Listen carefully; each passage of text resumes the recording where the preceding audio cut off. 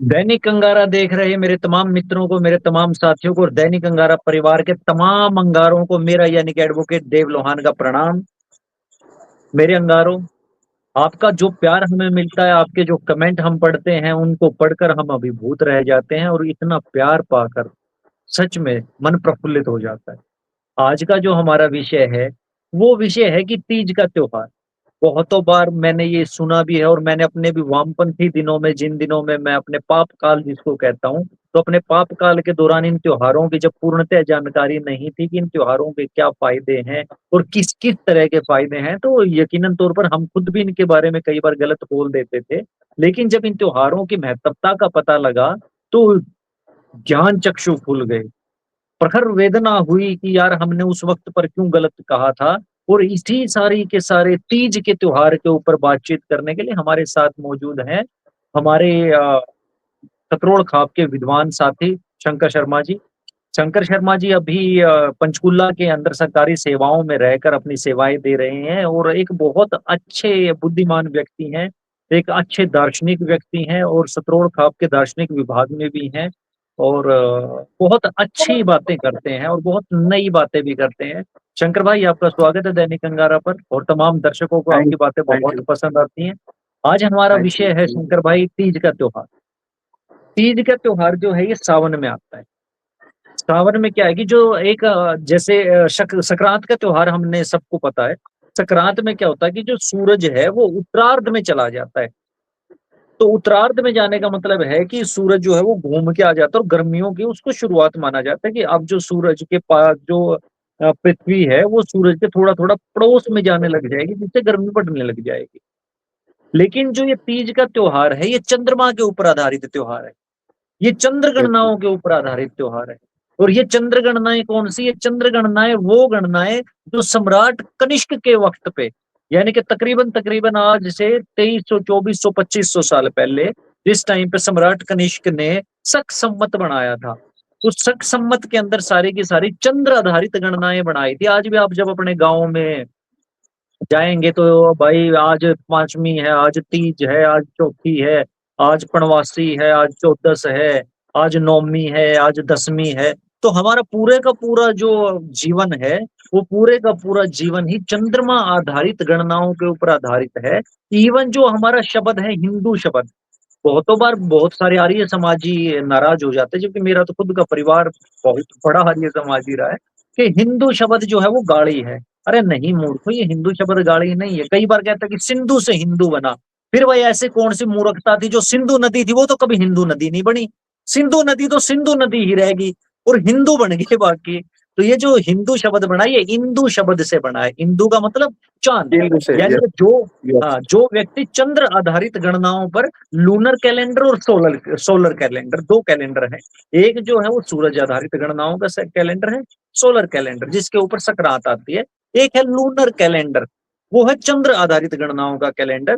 तो जो तीज है ये चंद्र आधारित गणनाओं के ऊपर आता है। इस वक्त पर जो हमारा चांद है वो दक्षिणायन हो जाता है। दक्षिणायन का मतलब है कि वो जो है अपना ग्रह बदल के वो दक्षिणायन की तरफ चला जाता है।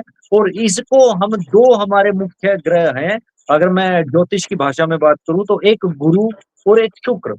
गुरु को प्रभावी यस। माना जाता है ज्ञान और विवाह के लिए। इसी वजह से विवाह जो है वो कहता है कि भाई तू सामण नहा ले, तेरा ब्याह बढ़िया हो जाएगा। तू सामण में व्रत कर ले, तेरा ब्याह बढ़िया हो जाएगा, तना अक्ल आ जाएगी। वो सावन में, क्योंकि गुरु की जो महत्वता है वो बढ़ जाती है। दूसरा बढ़ जाता है शुक्र की महत्वता। शुक्र यानी कि विनस। सुख सुख देने हाँ वाला। शुक्र। हाँ शुक्र यानी कि सुख देने वाला, जब वो लग्जरी सुख, देने वाला, सौंदर्य लग्जरियस देने लाइफ, वाला, लग्जूरियस सौंदर्य, लाइफ देने वाला। ऐश्वर्य, हाँ, शुक्र। काम। तो एक वो शुक्र की भी इस टाइम पे ऊर्जाएं बढ़ जाती हैं। और जो पृथ्वी की तपत होती है, क्योंकि पृथ्वी बहुत सुंदर तरीके से तपती है। जब जेठ का महीना चल रहा होता है, जेठ को आप ऐसे समझिए कि जब जून जुलाई का महीना चलता है, तो पृथ्वी बहुत तो भयंकर तरीके से ऊर्जा पड़ती है पृथ्वी के ऊपर। और पृथ्वी हो जाती है गर्म। अब वो भी एक ऊर्जा ही है, और वो ऊर्जा जैसे ही ठंडी होती है उसके ऊपर पानी बरसता है तो वो फूट पड़ती है।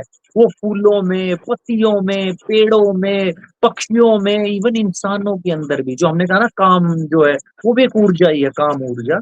तो ऊर्जा फूट पड़ती है। यही है तीज का त्योहार। इस हमारे जो पुरखे थे, हमारे जो बुजुर्ग थे, हमारे जो दादे परदादे थे, वो कितने बुद्धिमान आदमी थे शंकर भाई, कि उन्होंने उस टाइम पे कितना पुराना तीज का त्योहार, हजारों साल पुराना तीज का त्योहार है, लेकिन उस वक्त तो उनको ग्रहों की सटीक अवस्था, सटीक स्थितियां पता थी। जबकि आज से मात्र 400-500 साल पहले तक भी यूरोप के अंदर लोग इस बात पे लड़ रहे थे कि धरती जो है ना वो गोल नहीं है, तो वो चपटी है। भाई कोपरनिकस जला दिया था उन लोगों ने। प्लूटो के मारे थे मुक्के डाल डाल कर, तेरी मारे मुक्के तेरे। तो क्या कहना चाहेंगे शंकर भाई आप? देव भाई, सबसे पहले तो हमारे दर्शकों को नमस्कार। और जो आपने इतना सुंदर वर्णन किया है हमारे इस भाई बहन के प्रेम के त्योहार का, आपने इसको हमारी सभ्यता तथा आपसी भाईचारे से लेके ज्योतिष और संपूर्ण ब्रह्मांड को एकत्रित करके आपने हमारे दर्शकों को समझा दिया है। हाँ भाई। इसके लिए आपका बहुत बहुत धन्यवाद। देखिए देव भाई, जो तीज है ये ज्यादातर हमारे नॉर्थ इंडिया में ही प्रचलित है। तो ज्यादातर ये जो हमारी वेस्टर्न यूपी, राजस्थान, हरियाणा और कुछ है हिस्से पंजाब के, इसमें जो है हमारे जितने भी त्योहार हैं इनका जो शुरुआत हुई है वो तो आपने एक्सप्लेन कर ही दी है कि किस तरीके से इनके जो लॉजिक हैं। तो जो हमारे जीवन में इन त्योहारों से संबंधों का महत्व जो बनाया गया है हमारे बुजुर्गों ने, उसके पीछे भी एक लॉजिक है। जैसे जब हमारी जो सिस्टर, हमारी जो बहनें होती हैं, बहन, उनकी शादी हो जाती है तो हमारे माएँ बोलती हैं कि संक्रांत का दे के आना है, तीज हाँ का दे के आना है, होली का दे के आना है। तो ये आम हमारी जो प्रचलन चलता है उसके पीछे भी एक लॉजिक है। जैसे देव भाई, जब भी हमारा तीज सावन आता है, पहले आपने देखा होगा, अब तो चलो मॉडर्न सिस्टम हो गया है, मशीनी युग आ गया है, पहले ना घरों में बनाए जाते थे पकवान, हाँ, चबाड़ी गुलगुले। छुहाड़ी, गुलगुले, इस तरीके के। उसके पीछे भी यही कारण था कि जब बारिश आती है सावन की, क्लाइमेट चेंज होता है, वेदर चेंज होता है, तो जो हमारे दादे परदादे बुजुर्ग थे उनका ज्ञान देखिए आप, कि शरीर को किस समय पे क्या खाना चाहिए, उसको त्योहार से जोड़ दिया कि बायोलॉजिस्ट, जब बायोलॉजिस्ट थे, बड़े ये बायोलॉजिस्ट। बहुत शरीर की एनाटॉमी को किस तरीके से समझा हुआ, ये देखिए। एक एमबीबीएस डॉक्टर अगर कहीं किसी प्राइवेट संस्थान से पढ़े तो 2 करोड़ रुपए लगते हैं शरीर की एनाटॉमी पढ़ने में, हाँ, और वो लोग अनपढ़, लेकिन शरीर के बारे में उनका ज्ञान देखिए कि किस मौसम में क्या खाना चाहिए। क्या, बिल्कुल सही, कि जब बिल्कुल। बारिश का मौसम होता है उस टाइम ऑयली खाना चाहिए हमारे को। और ऑयली भी सरसों के तेल का, यस, ऑयली फ्राई करके। क्योंकि सरसों के तो तेल की जो फंगल प्रॉपर्टीज हैं, फंगस का सबसे खतरनाक जो मतलब एंटीऑक्सीडेंट। एंटीऑक्सीडेंट नहीं है उसको कहेंगे, कि फंगस का सबसे बड़ा दुश्मन और फंगस को खत्म करने की सबसे प्रखर दवाई अगर कुछ है तो सरसों का तेल। और सर्दियों इन बारिश के मौसम में सबसे ज्यादा फंगस होते हैं, क्योंकि हम इक्वेटर पे रहते हैं। यस।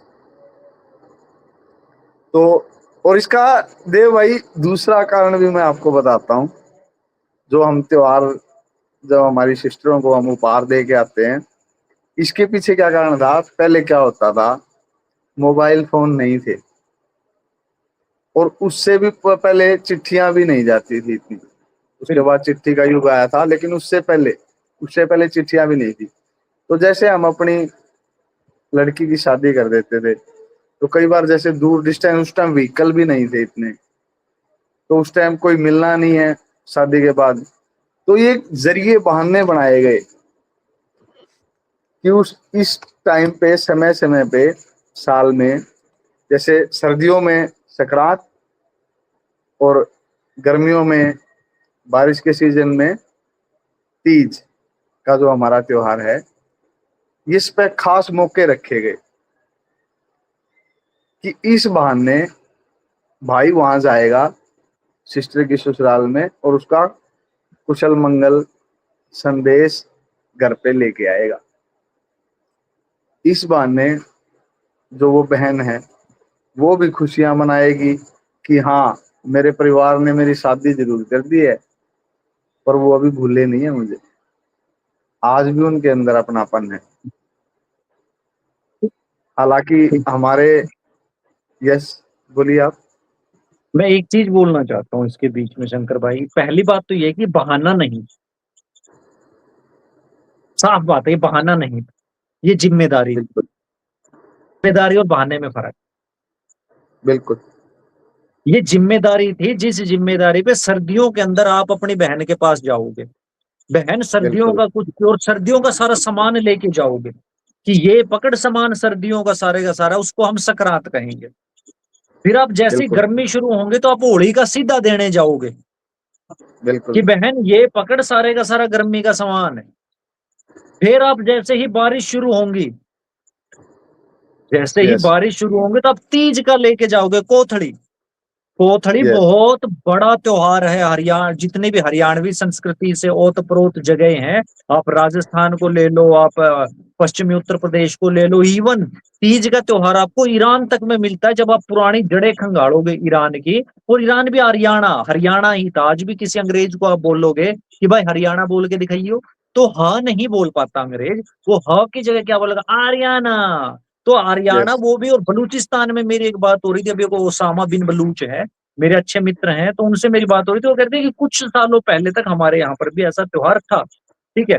तब इस त्योहार में जैसे हमारे यहाँ पे कभी भी ये हरियाणवी संस्कृति की, ये वैदिक संस्कृति की, ये सनातन संस्कृति की पहचान रही है कि हम कभी भी अपनी बेटी को उस घर की नहीं मानते।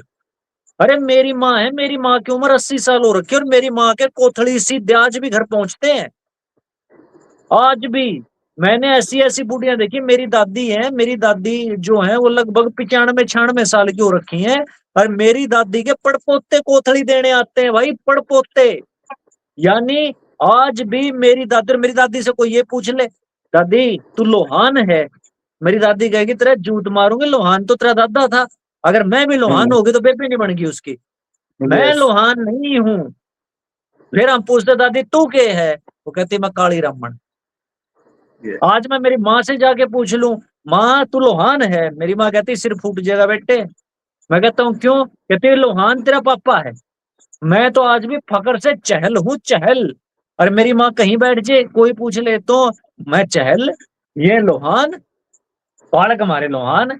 लेकिन अपने यहाँ पे कभी भी ये व्यवस्था नहीं थी। अपने यहाँ तो सदा सदा जितनी हमारी बुढ़ी थी वो सदा सदा को, और आज भी कोई पूछ ले, आपके भी घर में कितनी मेरी दादी होंगी, चाची होंगी, ताई होंगी, कड़े की है, तो वो यूं नहीं बताती जहां ब्याह रखी है, वो बताती है अपने गांव में ओड़े की हूँ।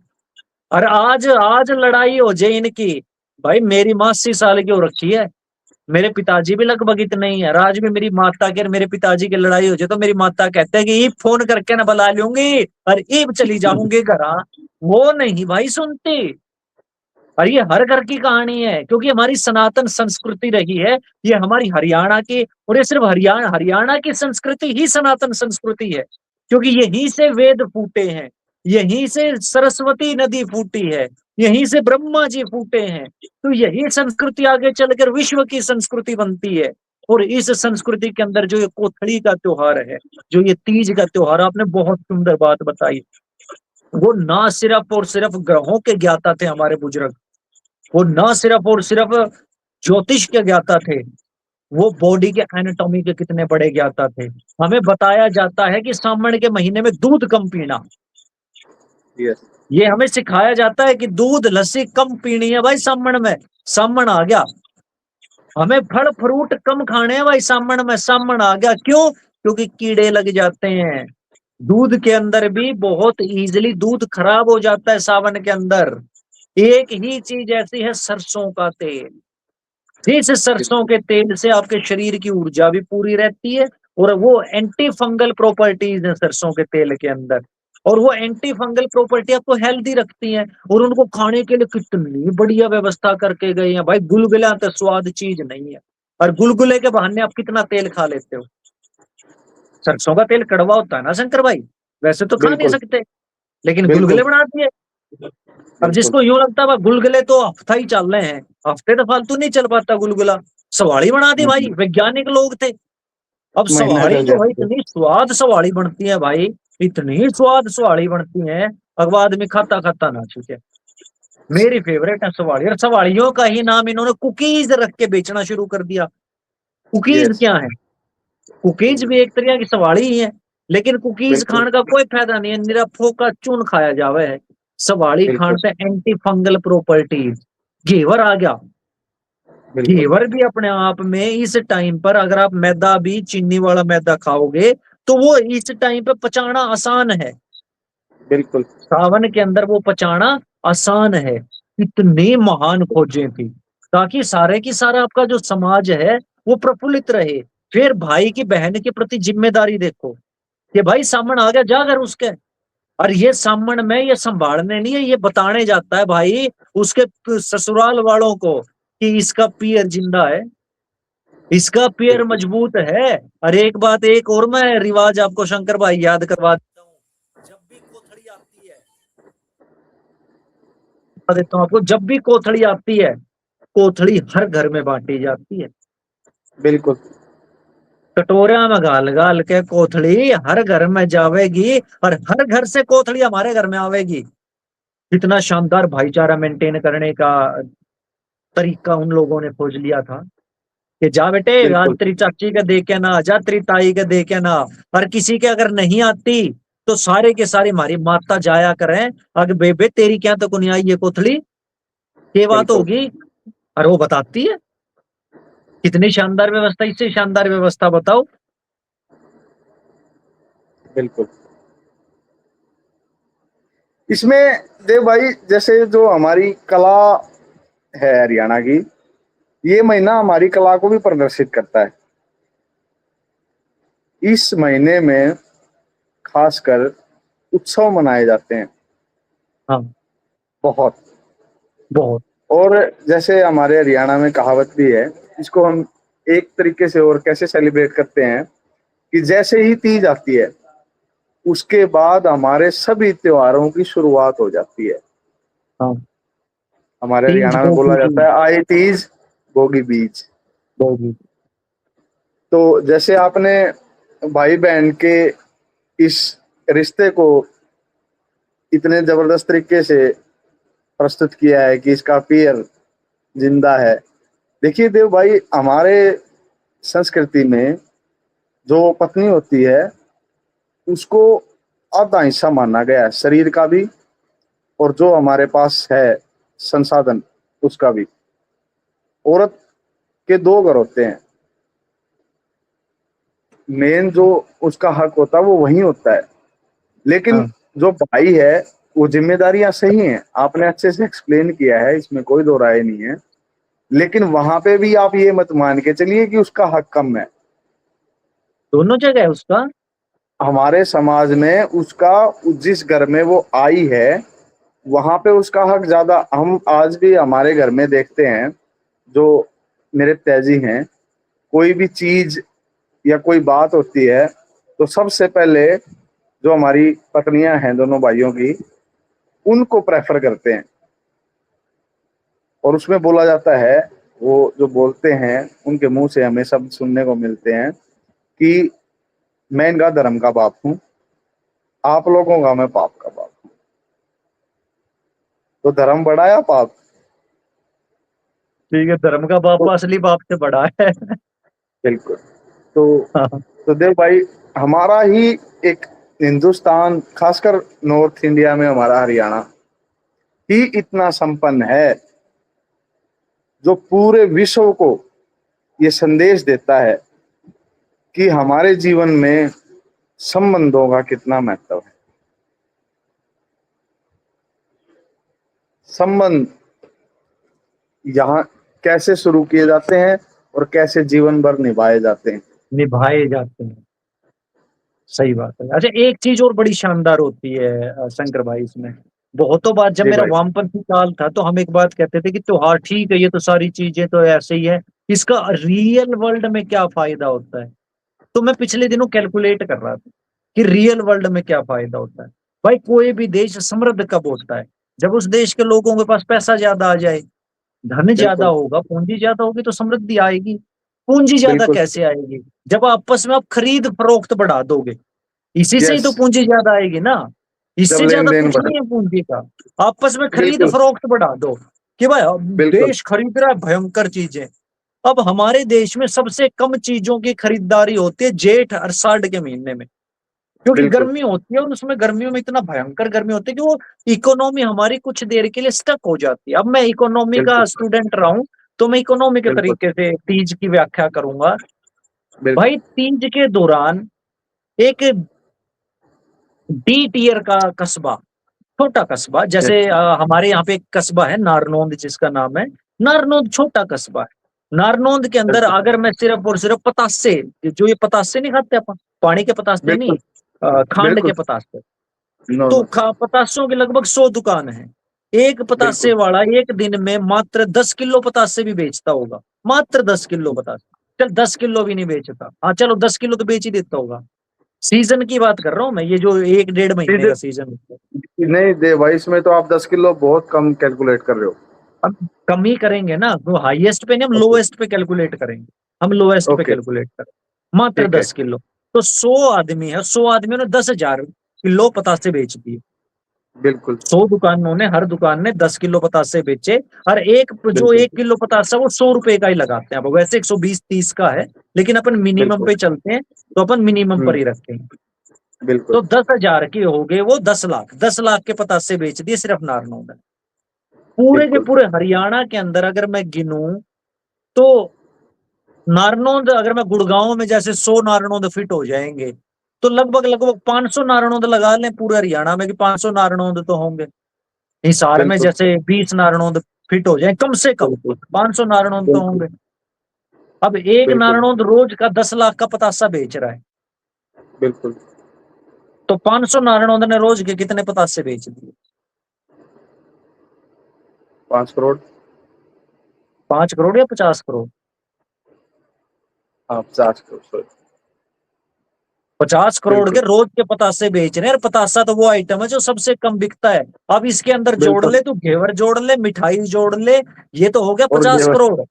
अब रोज की बिल्कुल गिनेंगे, इसमें घेवर और मिठाई जोड़ लो अब इसमें। अब बिल्कुल एक बिल्कुल पतासे से 5 गुना और बढ़ा दो, घेवर और बिल्कुल मिठाई का खर्चा जो 5 गुना और बढ़ा देते हैं, मिनिमम पे ही चलते हैं 5 गुना। बिल्कुल। तो ये सिस्टम चला गया 250 करोड़ का रोज का, 250 करोड़ का। मिठाई मिठाई बिल्कुल रोज का 250 बिल्कुल करोड़ जनरेट होने लग गया। अब इसमें सूट और जोड़ दो, बिल्कुल कपड़ा। 250 करोड़ और जोड़ लो, बिल्कुल 500 करोड़ रोज जनरेट कर रहा है आपका स्टेट। और वो भी बिल्कुल। उस और एक दौरान महीना। जिस, एक महीना भी कर रहा है, और वो भी उस दौरान जिस दौरान आपकी इकोनॉमी बंद रहनी थी। बिल्कुल अब उस इकोनॉमी पे बंद रहना था, उस दौरान 500 करोड़ रुपया आपका जोड़ रहा है। अब मैं जोड़ूंगा इसके अंदर तेल का खर्चा, आन जान का खर्चा, फिर 500 रुपये जो आप बहन को दोगे वो खर्चा, उसके सास को दे के आओगे वो खर्चा। तो मिनिमम टू मिनिमम रोज का जो ये बिजनेस चला जाता है, ये चला जाता है मिनिमम 600 से 700 करोड़ रुपए। इसमें अभी तो अपन बिल्कुल। फिरनी फारनी और घनी चीज नहीं जोड़ी, वरना ये खर्चा 1,000 करोड़ रुपए चला जाता है। अप्रोक्सीमेट वहीं चला जाता है देव भाई। रोज का फल फ्रूट भी 1,000 होते करोड़ हैं। की इनकम जनरेट कर रहा है एक त्योहार। महीने में कितने बिल्कुल। हजार की इनकम जनरेट कर दी? इन मल्टीप्लाई 30 30,000 करोड़। करोड़। बिल्कुल 30,000 करोड़। अगर ये त्योहार ना होता तो जो गन्ने का किसान है मेरे भाई, मैं गारंटी से कह रहा हूं, गन्ने के किसान भूखे मर जाते। गन्ने की जितनी भी सप्लाई है वो सप्लाई खत्म हो जाती, क्योंकि ये त्योहार कितना भयंकर तरीके से मीठा कंज्यूम कर रहा है। वो बिल्कुल मीठा कहां से बन रहा है? गन्ने से बन रहा है। ये त्योहार कितना भयंकर तरीके से मैदा कंज्यूम कर रहा है, कहां से बन रहा है, गेहूं से बन रहा है। ये त्योहार कितनी भयंकर तरीके से घी कंज्यूम कर रहा है, कहां से बन रहा है, किसान के घर से बन रहा है। ये त्योहार कितनी भयंकर तरीके से तेल कंज्यूम कर रहा है, कहां से बन रहा है, सरसों से बन रहा है।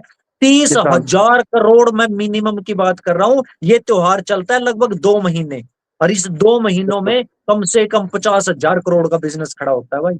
वो 50,000 करोड़ सर्कुलेशन में जाते हैं, और वो जो 50,000 करोड़ का सर्कुलेशन है, तो भाई कई देशों की इकोनॉमी नहीं है आज भी 50,000 करोड़। बिल्कुल बिल्कुल तो नहीं। हमारा सिर्फ तीज का त्योहार 50,000 करोड़ की इकोनॉमी खड़ी कर देता है, और जैसे ही तीज का त्योहार थोड़ा सा ढीला पड़ता है, हमारी शिवरात्रि शुरू हो जाती है। बिल्कुल शिवरात्रि पर फिर से 50,000 करोड़ की मार्केट है हमारे यहाँ की। बिल्कुल 1 लाख करोड़ रुपए एक ऐसे सीजन में, जिस सीजन में आदमी घरों से बाहर निकलते हुए डरते हैं बारिश में, उस सीजन में हमारे बुजुर्ग 1 लाख करोड़ की व्यवस्था करके गए हमारे लिए। व्यवस्था करके गए हमारे लिए। दिखता तो मेरे और आप जैसे लोगों का ही है। अगर मैं घेवर नहीं बना रहा तो मैं चीनी तो ईख तो बो ही रहा हूँ। बिल्कुल अगर मैं पतासे नहीं बना रहा तो मैं गेहूं तो बो ही रहा हूँ। बिल्कुल अगर मैं सूटों की दुकान मेरी नहीं है, तो कोई बात नहीं मेरे भाई, सरसों के खेत तो है मेरे। बिल्कुल घुमा फिरा के फायदा किसका हो रहा है? आम किसान का फायदा हो रहा है। 1 लाख करोड़ का बिल्कुल फायदा भाई। बिल्कुल। कितने बड़े इसका एक भाई इसका ये एक उदाहरण दे भाई। हाँ हाँ। मैं कितने बड़े अर्थशास्त्री थे हमारे पुरखे, बहुत। कितने बड़े अर्थशास्त्री। अब आप बोलिए। देव भाई, जैसे आपने बताया कि इस अर्थव्यवस्था से कितना फायदा होता है, मैं आपको उदाहरण भी दे सकता हूँ। मतलब अभी जैसे हमारे वहाँ तो दुकानें हैं, इजीली सारी चीजें मिल जाती हैं। तो जहाँ हम लोग रहते हैं, जो मजबूरी के कारण अपने घरों से दूर हैं, तो त्योहार तो हमें भी मनाए हमारे लिए भी हैं, वही खुशियां हम्म, हमारे लिए भी हैं। बिल्कुल तो देव भाई, बिल्कुल। मैंने एक यहाँ पे जो नॉर्मल हमारी गाड़ियां होती हैं, उनमें लोग सामान बेचने के लिए आते हैं हमारे चंडीगढ़ पंचकुला में। तो मैंने किसी से पूछा, नॉर्मल से एक जो वेंडर था, कि कितना आप कमा लेते हैं। तो उसने मुझे बताया कि मैं वैसे एक फैक्ट्री में नौकरी करता हूँ फरीदाबाद की तरफ, और मैं इन 2 महीने में स्पेशल छुट्टी लेके आता हूँ अपनी फैक्ट्री से। और मैंने उससे पूछा कि आपकी तनख्वाह कितनी है, तो उन्होंने कहा मेरी तनख्वाह है 15,000। तो 10 महीने की तनख्वाह उसकी 15,000 के हिसाब से कितनी हुई? 1.5 लाख 1.5 लाख, जिसमें वो अपने परिवार का खर्चा चलाता है। पालन खर्चा चलाता है, पालन पोषण करता है। फिर मैंने सोचा 2 महीने की आप छुट्टी क्यों लेके आते हैं, आप खुद बनाते हैं। तो उसने कहा नहीं, मैं खुद नहीं बनाता, बनाते और हैं, मैं डायरेक्ट खरीद के लेके आता हूँ और यहाँ पे बेचता हूँ। तो मैं कहा इस महीने 2 महीने में आप कितना कमा लेंगे? 1.5 लाख। तो उसने मुझे बताया, मैं इन 2 महीने में कम से कम 3 लाख रुपए हो अपनी बचत, आप सोच के देखिए। 10 महीने में जितना कमाया है वो 2 महीने में कमा लिया आदमी ने, बचत उसका की। डबल उसका डबल डबल कमा। 3 लाख डबल। रुपए बचत है उसकी कॉस्ट निकाल के। तो यही तो सौंदर्य है। अब उसकी मंथली इनकम कहाँ पहुंच गई?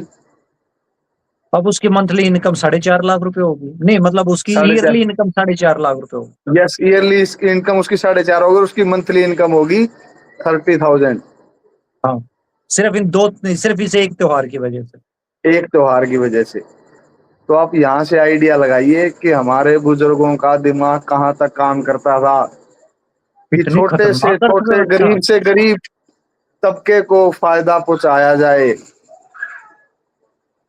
और पतासे बनानी है कौन से अंबानी के बेटे हैं? पतासे तो बेचारे गरीब गरीब से आदमी बनावे हैं। वो बिल्कुल गरीब आदमी के पतासे भी क्या सवाड़ी बिन गए। और जो अपन ने 1 लाख करोड़ का, मेरे भाई हमने जो, अच्छा कुछ लोगों का कहना था कि मेरे पास फोन भी आए हैं कि आप हरियाणवी में कम बातें किया करो, क्योंकि हरियाणवी हम समझ नहीं पाते। वरना मेरे को बड़ा मजा आता है हरियाणवी में बात करने का, लेकिन उसमें ना समझने में बड़ी दिक्कत होती है, तो हम हिंदी में इस वजह से बात करते भाई, मजा तो हैं। हमें भी आता है, लेकिन हम भी यही कोशिश करते हैं कि ज्यादा से ज्यादा दर्शकों तक हमारी बात पहुंचे।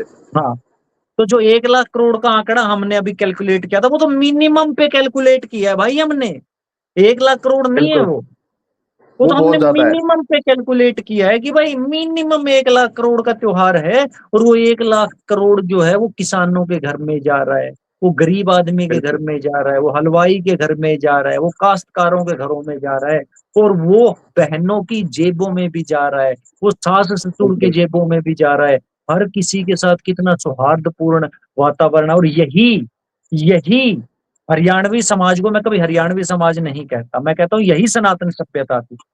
हरियाणा बिल्कुल। यानी कि हर महादेव के याणे, याणा मतलब बच्चा, महादेव की यस, स्वयं संतान ने, महादेव की संतान ने, ब्रह्मा जी भी महादेव की ही संतान थे, और ब्रह्मा जी ने जो ये व्यवस्था बनाई थी वो यही सरस्वती घाटी, सरस्वती नदी के पास में ही बनाई थी।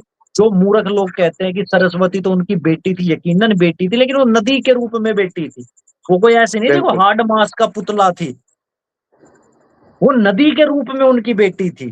जैसे आज हम गंगा को अपनी माँ मानते हैं, तो उस टाइम पर ब्रह्मा जी का वो स्टेचर था कि वो उस नदी को अपनी पुत्री मानते थे और अपनी पुत्री की तरह उसकी संभाल करते थे। बहुतों बार बहुतों लोग कहते हैं कि गंगा जो सरस्वती थी, सरस्वती की ब्रह्मा जी ने इज्जत लूट ली थी। मेरे भाई, दिमाग खोल के ये बात सुनना मेरी, दिमाग खोल के, कि वो भगवान थे। ये जो गूमूत के रस्तों में तुम पड़े रहते हो ना, ये सब नहीं पड़ते भाई, तुम्हारे लिए बिल्कुल, ये गूमूत के रास्ते बहुत बड़े हैं। इज्जत लूटी थी, मैं मना नहीं कर रहा हूं, लेकिन वो इज्जत लूटी थी कि ब्रह्मा जी बहुत सारे हुए हैं, लगभग 24 ब्रह्मा जी हुए हैं, तो उनमें से किसी एक ब्रह्मा जी ने यहाँ पर नीतियां ऐसी चलाई कि जिन नीतियों का प्रभाव सरस्वती घाटी के ऊपर सही नहीं पड़ा, तो वो उस बिल्कुल, तरह से इज्जत लूटी गई थी। जैसे इंदिरा गांधी ने लोकतंत्र का बलात्कार किया, तो इसका मतलब ये थोड़े ना कि लोकतंत्र कोई आदमी था इंदिरा गांधी उसके लंगोट खोल के ना भाजन लाग रही है, इसका मतलब है कि उन्होंने इमरजेंसी लगाई, बिल्कुल। लोकतंत्र का बलात्कार किया। इसी तरह से ब्रह्मा जी ने सरस्वती की इज्जत लूटी थी, तो ये चीज समझने की चीज है। शंकर भाई बहुत बहुत आभार, आज की चर्चा बेहद सुंदर चर्चा रही, और हमारे जितने भी